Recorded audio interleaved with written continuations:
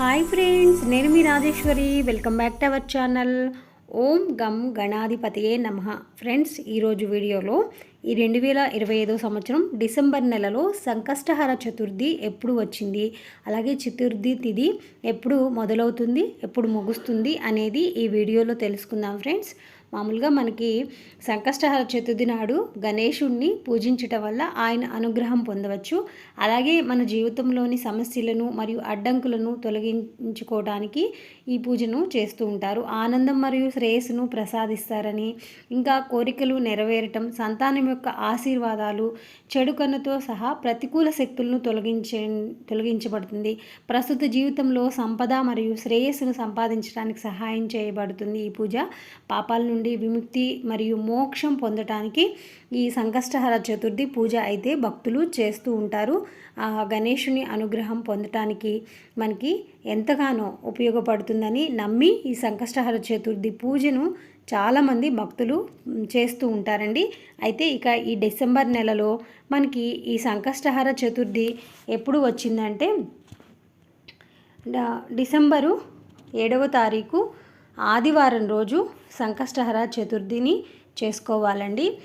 అయితే మనకి ముందు చతుర్థి తిథి ఎప్పుడు మొదలైందంటే ఈ చతుర్థి తిథి అనేది డిసెంబరు 7 ఆదివారం సాయంత్రం 6:25 మొదలయ్యి చతుర్థి తిథి ముగింపు వచ్చేసి డిసెంబర్ 8 సోమవారం సాయంత్రం 4:03 చతుర్థి తిథి అనేది ముగుస్తుంది.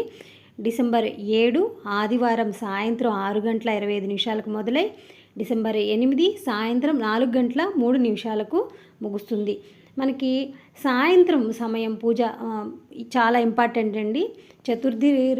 సంకష్టహర చతుర్థికి మనకి సాయంత్ర సమయం చాలా ఇంపార్టెంట్ కాబట్టి చంద్రుడు ఉన్న సమయంలోనే మనం ఈ పూజ అనేది చేసుకుంటాము. కనుక ఆదివారం రోజు సంకష్టహర చతుర్థి అండి. మీరు ఎలా పూజ చేసుకోవాలి అంటే మామూలుగా ఎప్పటిలాగానే తెల్లవారుజామున మీరు ఇంటినది శుభ్రం చేసుకొని స్వామివారికి పీట వేసి, మీరు ఎప్పుడు పూజించుకునే వినాయకుడు అక్కడే ఉంచుకొని కూడా చక్కగా సపరేట్గా పీట వేయకపోయినా ఆ పీట నామాన్ని తలుచుకుంటూ, సంకష్టహర చతుర్థి పీట నామాన్ని తలుచుకుంటూ స్వామిని ఓం గం గణాధిపతియే నమః అనుకుంటూ చక్కగా ఉదయం పూజ గరికతో పూజ చేసుకోండి. ఉపవాసం ఉండాలండి ఉదయం నుంచి సాయంత్రం వరకు.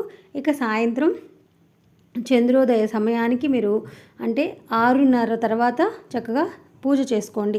6:30 గంటల నుంచి సాయంత్రం పూజ చేసుకొని వ్రతాన్ని విరమించుకోవచ్చు. వ్రత కథ కూడా ఉంటుంది, అది చదువుకొని ఇక 8 గంటలకు మీరు ఉపవాసం విరమించవచ్చండి. పూజ అయిన తర్వాత 8:30కి మనకి చంద్రోదయ సమయం ఉంది కనుక 8:30 నుంచి 9 లోపు మీరు ఉపవాసం విరమించి సింపుల్గా ఏదన్నా ప్రసాదం తిని, లేదంటే ఏదన్నా పొంగలి, పప్పు పొంగలో, లేకపోతే మీరు ఏదైతే నివేదిస్తారో అది, లేదా సింపుల్గా పలహారం తీసుకోండి.